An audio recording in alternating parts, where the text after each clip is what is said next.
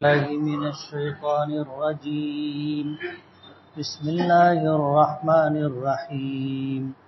وأنا منا المسلمون ومنا القاسطون فمن أسلم فأولئك تحروا رشدا وأما القاسطون فكانوا لجهنم حطبا وأن لو استقاموا على الطريقة لأسقيناهم ماء غدقا لنفتنهم فيه ومن يعرض عن ذكر ربه يسلكه عذابا صعدا وأن المساجد لله فلا تدعوا مع الله أحدا وأنه لما قام عبد الله يدعوه كادوا يكونون عليه لبدا قل إنما أدعو ربي ولا أشرك به أحدا قل إني لا أملك لكم ضرا ولا رشدا قل إني لن يجيرني من الله أحد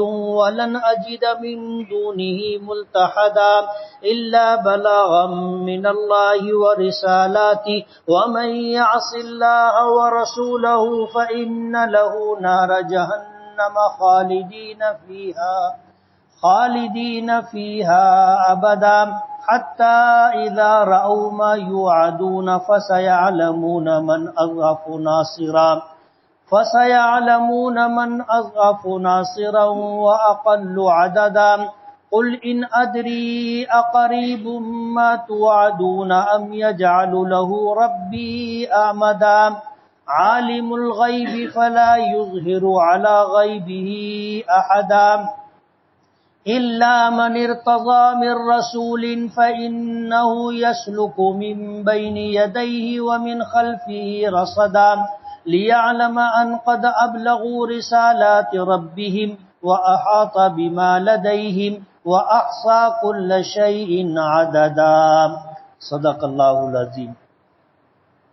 سبحانك لا علم لنا إلا ما علمتنا إنك أنت العليم الحكيم.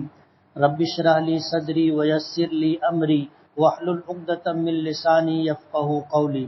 پناہ مانگتا ہوں میں اللہ تعالیٰ کی شیطان مردود سے. شروع کرتا ہوں میں اللہ کے نام سے جو بڑا مہربان بڑی رحمتوں والا ہے. اور بے شک ہم میں سے کچھ لوگ فرما بردار ہیں اور ہم میں سے کچھ لوگ ظالم اور ناانصافی کرنے والے ہیں.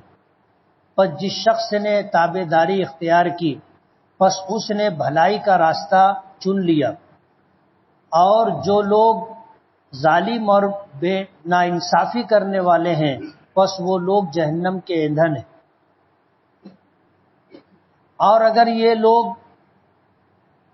سیدھے راستے کو اختیار کرتے تو ہم انہیں وافر مقدار میں پانی عطا کرتے تاکہ ہم ان کو جانچیں اور آزمائیں اس نعمت کو دے کر کے. اور جو شخص اپنے پروردگار کے ذکر سے یاد سے غافل ہوگا تو اللہ تعالیٰ اس کو سخت ترین عذاب دے گا. اور بے شک مسجدیں اللہ ہی کے لیے ہیں، پس تم لوگ اللہ کے علاوہ کسی اور کو نہ پکارو. اور بے شک جب یہ اللہ کا بندہ اللہ کی عبادت کے لیے کھڑا ہوتا ہے تو یہ سب کے سب لوگ اس پر حملہ کرنے کے لیے اکٹھا حملہ کرنے کے لیے تیاری کرتے ہیں. آپ کہہ دیجئے کہ بے شک میں اپنے پروردگار کو پکارتا ہوں اور اس کے ساتھ میں کسی کو شریک نہیں ٹھہراتا. آپ کہہ دیجئے کہ میں تمہارے لیے نہ کسی نقصان کا اور نہ کسی بھلی بات کا مالک ہوں. آپ کہہ دیجئے کہ ہرگز مجھے اللہ سے کوئی بھی نہیں بچا سکتا اور نہیں پاتا میں اللہ کے علاوہ کوئی جائے پناہ، مگر اللہ تعالی پہنچا دیتا ہے اپنی طرف سے اور اپنے پیغامات کی طرف سے. پر جو شخص اللہ کی نافرمانی اور اس کے رسول کی نافرمانی کرے گا اس کے لیے جہنم کی آگ ہے جس میں وہ ہمیشہ ہمیشہ رہے گا. یہاں تک کہ جب وہ لوگ دیکھ لیں گے ان چیزوں کو جن کا ان سے وعدہ کیا جاتا ہے تو وہ جان لیں گے کہ کون مددگار کے اعتبار سے سب سے کمزور ہے اور تعداد میں سب سے کم ہے۔ آپ کہہ دیجئے کہ میں نہیں جانتا کہ جن چیزوں کا تم سے وعدہ کیا جا رہا ہے وہ قریب ہے یا اس کو میرے پروردگار نے ایک لمبی مدت کے لیے مقرر کر رکھا ہے۔ وہ غیب کا جاننے والا ہے، پس وہ اپنے غیب کے اوپر کسی کو مطلع نہیں کرتا مگر جس کو وہ پسند کر لے اپنے رسولوں میں سے، پس بے شک وہ ان کے آگے اور ان کے پیچھے سے پہرے دار مقرر کر دیتا ہے تاکہ وہ جان لے کہ انہوں نے اپنے پروردگار کے پیغامات کو پہنچایا اور اللہ ان کو اپنے قابو میں رکھتا ہے اور ہر چیز کو اللہ تعالی شمار کر کے رکھے ہوئے۔ یہ سورہ جن کی کچھ آیتیں ہیں جس کی میں نے تلاوت کی اور ترجمہ آپ نے سنا۔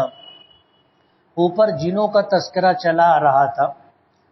اللہ کے رسول صلی اللہ علیہ وسلم جس طرح انسانوں کے لیے رسول و پیغمبر بنا کر کے بھیجے گئے تھے، اسی طرح آپ کی بعثت جنات و شیاطین کی طرف بھی۔ اللہ تعالیٰ کی مخلوقات میں سے انسان و جنات یہ مکلف مخلوق ہے، اس کے علاوہ ساری مخلوقات غیر مکلف ہیں۔ غیر مکلف کا مطلب یہ ہے کہ اللہ نے ان کو جو حکم دے رکھا ہے وہ اس کے پابند ہیں اور اللہ نے آخرت ان کے لیے نہیں رکھی۔ اپنے احکامات کا اللہ نے ان کو مکلف نہیں بنایا ہے۔ اگر مکلف بنایا ہے تو وہ انسانوں کو اور جنات و شیاطین کو۔ تو اللہ کے رسول صلی اللہ علیہ وسلم کی بعثت انسانوں اور جنات سب کی طرف تھی۔ کچھ آیتیں اوپر کی اللہ پاک فرماتے ہیں کہ یہ جن کہتے ہیں کہ ہم میں سے بعض تابع دار ہیں ایمان لانے والے اور بعض ایسے ہیں جنہوں نے ایمان قبول کرنے سے انکار کیا۔ پس انسان و جنات میں سے جس نے بھی تابع داری کی راہ اختیار کی یعنی ایمان لے آیا تو اس نے بھلائی کا راستہ چن لیا۔ یہ اس کے لیے دنیا اور آخرت دونوں جگہ بھلائی و کامیابی ہے۔ وَأَمَّا الْقَاسِطُونَ اور جو ایمان نہیں لایا، ظالم اور ناانصاف، پس یہ لوگ جہنم کے ایندھن ہوں گے۔ آخرت میں نجات کا مدار ایمان ہے۔ جو آدمی دنیا سے جاتے ہوئے جنات و شیاطین میں سے ایمان لے کر کے اللہ کی بارگاہ میں پہنچے گا، اللہ پاک اس کے لیے ٹھکانہ جنت بنائے گا۔ معال کے اعتبار سے وہ جنت میں رہے گا۔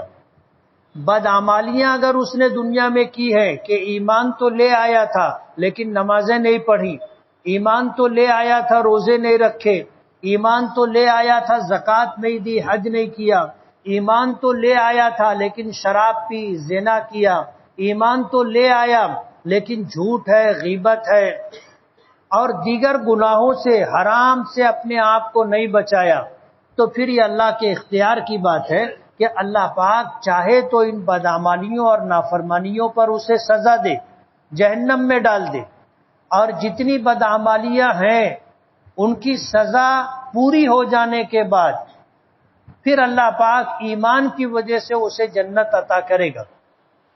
جنت میں جانے والے دو طرح کے لوگ ہوں گے۔ ایک تو وہ لوگ ہوں گے جو اول وہلے میں ایمان میں جائیں گے، جنت میں جائیں گے۔ اول وہلے کا مطلب یہ ہے کہ اللہ کی بارگاہ میں پیشی ہوگی۔ ان میں کچھ لوگ ایسے ہوں گے 70,000 اور ان میں سے ہر ایک کے ساتھ 70,000 یہ وہ لوگ ہوں گے جو بغیر حساب و کتاب جنت میں جائیں گے۔ اللہ کی بارگاہ میں پیشی ہوگی، اللہ پاک فرمائیں گے جاؤ جنت میں۔ اور جنت میں جانے والے لوگوں کی ایک بڑی تعداد ایسی ہوگی جن کا حساب و کتاب ہوگا، اور حساب و کتاب ہونے کے بعد ان کی نیکیاں زیادہ ہوں گی، گناہ کم ہوں گے۔ تو اللہ پاک ان لوگوں کے تعلق سے جب نیکیاں زیادہ ہوں گی، گناہ کم ہوں گے، تو ان کو بھی اللہ جنت عطا کرے گا. بغیر حساب و کتاب جو جائیں گے وہ جائیں گے. حساب و کتاب کے بعد بھی بہت سارے لوگ ایسے ہوں گے جن کو اللہ پاک جنت میں بھیج دے گا. پھر ایسے لوگ بچیں گے جن کو اللہ نے عذاب دینے کا فیصلہ کیا کہ ان کی بدعمالیوں کی وجہ سے اللہ پاک نے ان کے لیے جہنم میں رہنا مقدر کیا، فیصلہ فرمایا. تو اللہ جب تک چاہے گا وہ لوگ جہنم میں رہیں گے، اور جب اللہ چاہیں گے ان کی سزا پوری ہو جائے یا سزا پوری ہونے سے پہلے اللہ انہیں جنت میں داخل کرنا چاہیں تو کریں گے. لیکن جن کے پاس ایمان نہیں ہے ان کے لیے جنت ٹھکانہ نہیں، وہ ہمیشہ ہمیشہ جہنم میں رہیں گے. اس لیے یہ دو آیتیں کہ انسانوں جنات میں سے کچھ لوگ ایمان والے ہیں، فرما بردار ہیں، اور کچھ لوگ ظالم اور نا انصاف ہیں، ایمان نہ لانے والے لوگ ہیں. پس ان میں سے جس نے ایمان قبول کیا اور راہ راست پر رہا، فرما برداری اختیار کی، اس نے اپنے لیے بھلائی کا راستہ چنا. فَأُولَئِكَ تَحَرَّوْا رَشَدًا، تو انہوں نے اپنے لیے بھلائی اور خیر کا راستہ چنا ہے. لیکن جن لوگوں نے ایمان قبول نہیں کیا وہ اپنے آپ پر ظلم کرنے والے ہیں، یہ جہنم کے ایندھن ہوں گے. یہاں تک جنوں کی بات پوری ہو گئی. اب شروع میں آیا تھا سورہ جن کی پہلی آیت میں قُلْ أُوحِيَ إِلَيَّ أَنَّهُ اسْتَمَعَ نَفَرٌ مِّنَ الْجِنِّ، کہ آپ کہہ دیجئے کہ جنوں کی ایک جماعت میری طرف متوجہ ہوئی. اب وہاں سے یہ بات ہے اس کے آگے کہ وَأَن لَّوِ اسْتَقَامُوا عَلَى الطَّرِيقَةِ لَأَسْقَيْنَاهُم مَّاءً غَدَقًا، کہ اب اللہ پاک یہ فرماتے ہیں کہ ان انسانوں جنات میں سے جن لوگوں نے بھلائی کا راستہ اختیار کیا، نیکی کی راہ اختیار کی، اللہ پاک فرماتے ہیں لَأَسْقَيْنَاهُم مَّاءً غَدَقًا، ہم ان کو وافر مقدار میں پانی عطا کریں گے. ماءً غَدَقًا، بے حساب پانی عطا کریں گے.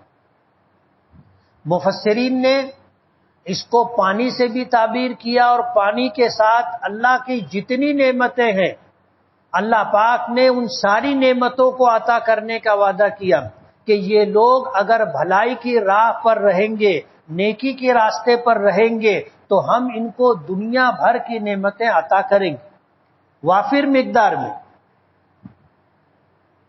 لِنَفْتِنَهُمْ فِيهِ، کہ ہم ان کو نعمتیں دے کر کے نعمتوں کے بارے میں آزمائیں گے، ان کا امتحان لیں گے.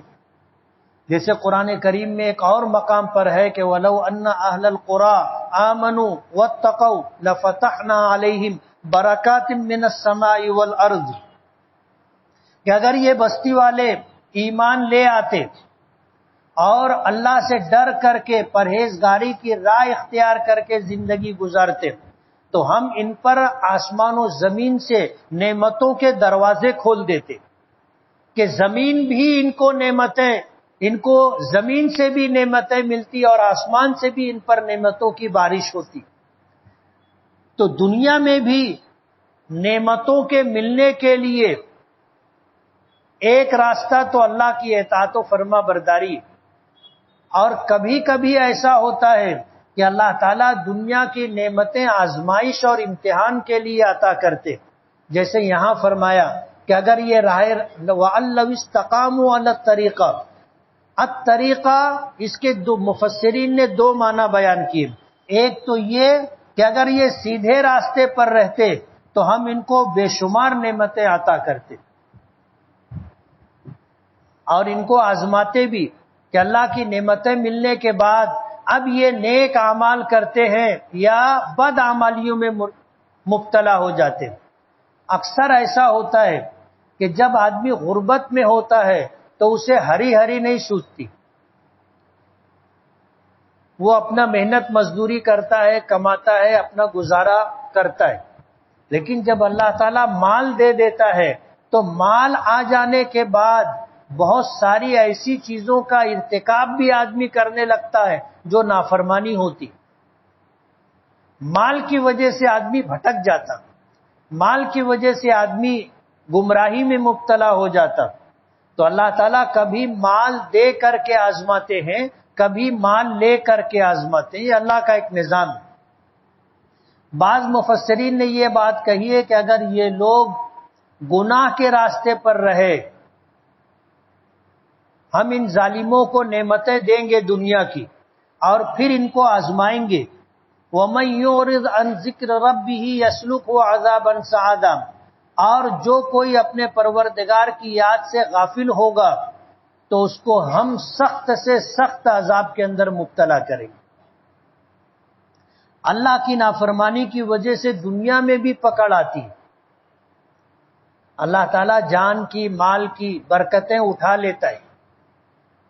اللہ تعالیٰ ایسے حالات میں مبتلا کر دیتا ہے کہ پھر کوئی بنائی بنتی نہیں، کوئی مددگار کام نہیں آتا.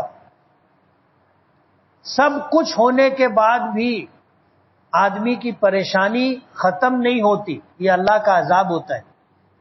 اللہ پاک فرماتے ہیں کہ یہ مسجدیں وَأَنَّ الْمَسَاجِدَ، مساجد مسجد کی جمع ہے، اور مسجد کہتے ہیں سجدہ کرنے کی جگہ کو. یہ مسجد جو بنائی جاتی ہے یہ در حقیقت نماز کے لیے،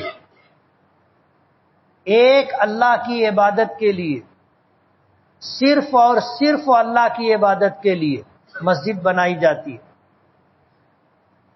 سجدہ نماز کا انتہائی اہم رکن ہے. حدیث پاک میں آتا ہے کہ جب آدمی سجدہ کرتا ہے تو اس کا سر گویا اللہ کے قدموں میں ہوتا ہے. اب اگر یہ اس بات کا احساس نماز پڑھنے والے کو ہو کہ میں سجدہ کر رہا ہوں اور میری پیشانی اور میرا سر اپنے پروردگار کے قدموں میں ہے، تو اس نماز کی کیفیت کیا ہوگی؟ ہم لوگ اصل میں نماز پڑھتے ہیں اور دل و دماغ ہمارا نماز میں نہیں ہوتا. ہم لوگ کچھ اور سوچ رہے ہوتے ہیں اور ذہنی اعتبار سے کہیں اور ہوتے ہیں، نماز میں نہیں ہوتے. نماز اس طرح پڑھی جائے کہ تکبیر تحریمہ سے لے کے سلام پھیرنے تک پوری توجہ نماز میں رہے تو اس نماز کی کیفیت ہی الگ ہوتی. تو سجدہ نماز کا سب سے اہم رکن ہے. جب آدمی سجدہ کرتا ہے تو اس کی حیثیت ایسی ہوتی ہے کہ جیسے اس نے اپنا سر اپنے پروردگار کے قدموں میں رکھ دیا ہے. اور حدیث پاک میں آتا ہے کہ بندہ اس دنیا میں رہتے ہوئے سب سے زیادہ قریب اللہ کے اس وقت ہوتا ہے جب وہ سجدے کی حالت میں ہوتا ہے. مسجد سجدہ گاہ ہے، نماز پڑھنے کی جگہ ہے. اس لیے مسجد میں دنیاوی بات چیت کرنا، مسجد میں کاروبار کرنا، مسجد میں بلا اعتکاف کی نیت کے سونا منع ہے. اس لیے کہ یہ چیزیں مسجد کے احترام اور مسجد بنانے کے مقصد کے خلاف ہیں.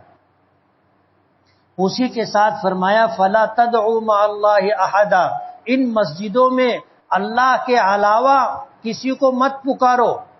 یوں تو شرک کرنا، اللہ کے علاوہ کسی اور کو مددگار ماننا شرک ہے. مسجد کے باہر بھی منع ہے، مسجد کے اندر بھی منع ہے. لیکن مسجد میں خاص طور پر یہ بات کہی گئی کہ جو جگہ صرف اللہ کی عبادت کے لیے بنائی گئی ہے اس جگہ اللہ کے ساتھ کسی اور کو شریک کرنا، اللہ کے علاوہ کسی اور سے مدد مانگنا، یہ اللہ تعالیٰ کو بہت ناپسند ہے. اللہ نے اس بات سے منع کیا ہے. آگے فرمایا کہ جب یہ اللہ کا نبی وَأَنَّهُ لَمَّا قَامَ عَبْدُ اللَّهِ، کہ جب اللہ کے بندے نبی کریم صلی اللہ علیہ وسلم اللہ کی عبادت کے لیے کھڑے ہوتے ہیں تو جنات و شیاطین اور انسانوں میں وہ لوگ جنہوں نے ایمان قبول نہیں کیا یہ چاہتے ہیں کہ ایک دم ان کے اوپر ٹوٹ پڑے. نبی کریم صلی اللہ علیہ وسلم کو نقصان پہنچانے کی اور آپ کو قتل کرنے کی سازشیں بارہا کی گئی. اور ایمان سے محروم لوگوں نے یہ راستہ اختیار کیا تھا، لیکن اللہ پاک فرماتے ہیں کہ ان کی منشا تو یہ ہے کہ یہ اللہ کے رسول کو ختم کر دے اور ایک دم آپ پر ٹوٹ پڑے، لیکن اللہ اپنے نبی کی حفاظت کرتا ہے، آگے سے بھی، پیچھے سے بھی، دائیں سے بھی، بائیں سے بھی، اوپر سے بھی، نیچے سے بھی، اور صرف اپنے نبی کی نہیں، اللہ تعالی ہر اہل ایمان کی حفاظت کرتا ہے۔ فرشتوں کی ایک جماعت ہر انسان کے ساتھ اس کی حفاظت میں لگی ہوتی ہے، جس کو حفظہ کہتے۔ ان کی تعداد کتنی ہے اس میں اختلاف ہے، بڑی سے بڑی تعداد جو ملتی ہے کہ ایک انسان کی حفاظت کے لیے کتنے فرشتے ہوتے ہیں، تو علماء نے لکھا ہے کہ 18 فرشتے ہوتے ہیں ایک انسان کے ساتھ جو اس کی حفاظت کرتے ہوتے، اور یہ حفاظت اس پیدائش سے لے کر کے موت تک ہے۔ جب بچہ پیدا ہوتا ہے تو فرشتوں کے پر ماں کے پیٹ سے باہر آتا ہے، فرشتے اس وقت سے اس کی حفاظت کرتے، ورنہ شیطان تو ہمارا کھلا ہوا دشمن ہے، ہم پیدا ہوتے وہ گردن دبا دیتا، کام ختم ہو جاتا، لیکن اللہ نے ہماری حفاظت کا نظم کر رکھا ہے۔ ہم غافل ہیں، اللہ غافل نہیں، ہم اللہ کو بھول گئے ہیں، اللہ ہم کو بھولا نہیں ہے، ہم اللہ کی نافرمانی کرتے ہیں، لیکن اللہ ہمارا رب ہے، ہماری ساری ضرورت پوری کرتا ہے۔ اپنے نبی کی حفاظت کے لیے اللہ نے جو انتظام کیا وہ کیا، ورنہ یہ نافرمان انسانوں، جنات و شیاطین جب حضور عبادت کے لیے کھڑے ہوتے تھے تو ان کی چاہت یہ ہوتی تھی کہ ایک دم آپ پر حملہ کر دیں، لیکن اللہ اپنے نبی کی حفاظت کرتا ہے۔ قل، آپ کہہ دیجئے کہ میں اپنے پروردگار کی عبادت کرتا ہوں، اسی کو پکارتا ہوں اور اس کے ساتھ کسی کو شریک نہیں کرتا، اس کے علاوہ کسی کو مدد کے لیے نہیں پکارتا، وہی میرا مددگار ہے، وہی میرا حامی ہے اور وہی میرا ناصر ہے۔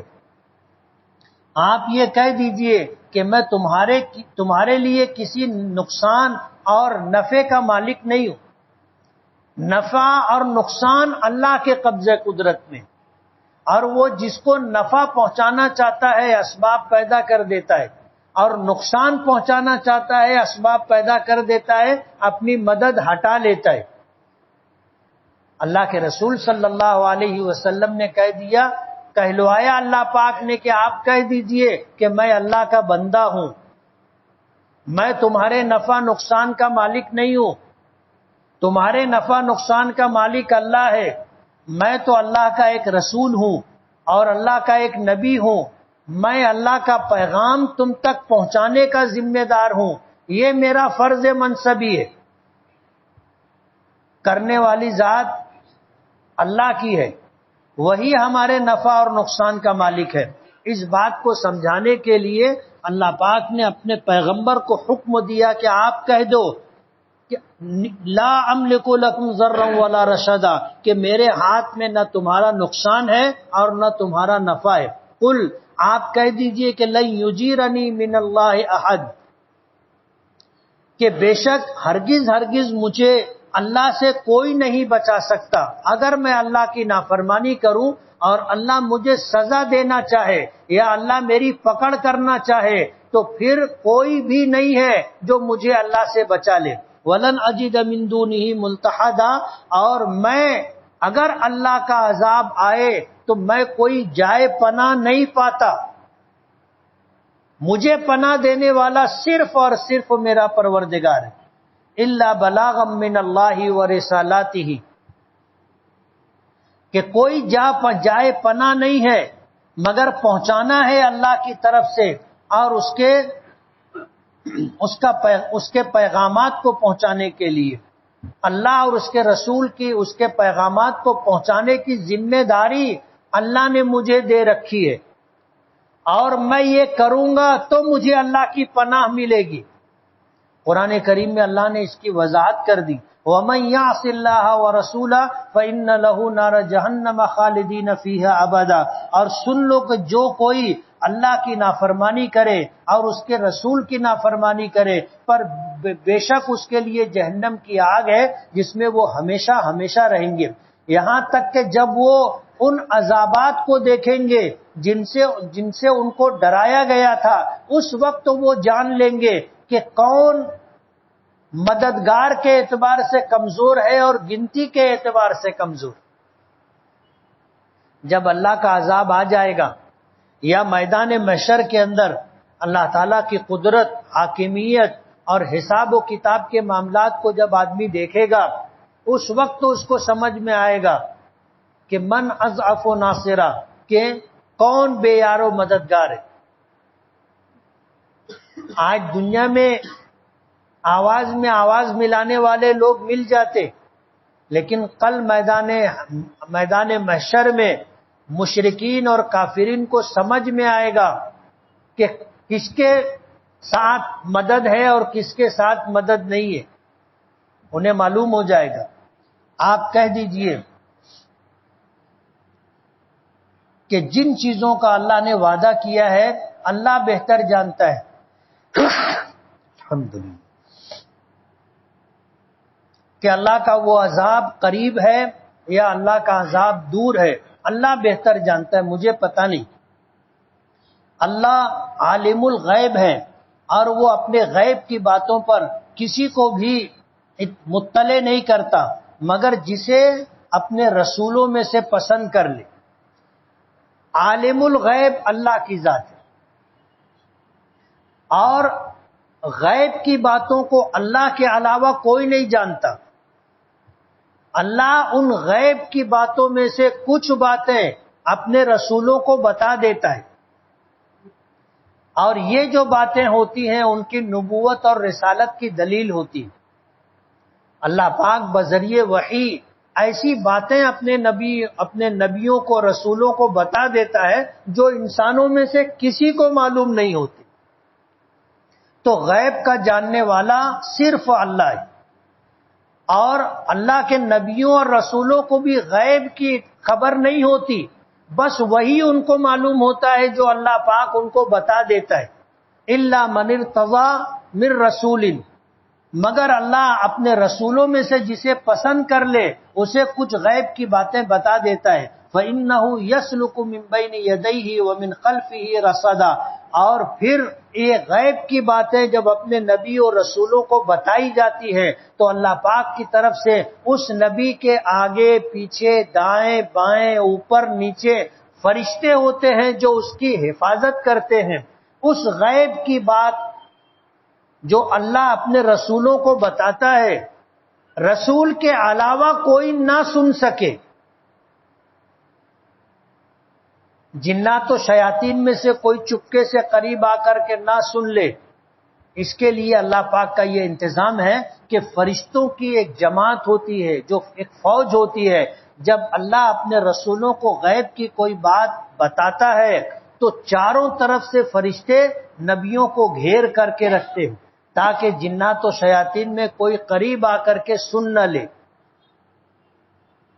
لِيَعْلَمَ أَنْ قَدْ أَبْلَغُوا رِسَالَاتِ رَبِّهِمْ، تاکہ اللہ جان لے کہ ان فرشتوں نے جن کو اپنے پروردگار کے پیغامات پہنچانے کی ذمہ داری دی ہے انہوں نے پیغامات پہنچا دیے، اور اللہ تعالیٰ ان کو اپنے قابو میں رکھتا ہے، اپنی حفاظت میں رکھتا ہے۔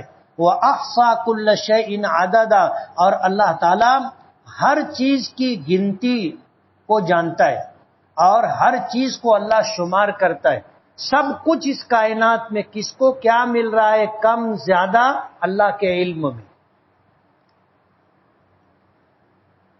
بس کام ہے۔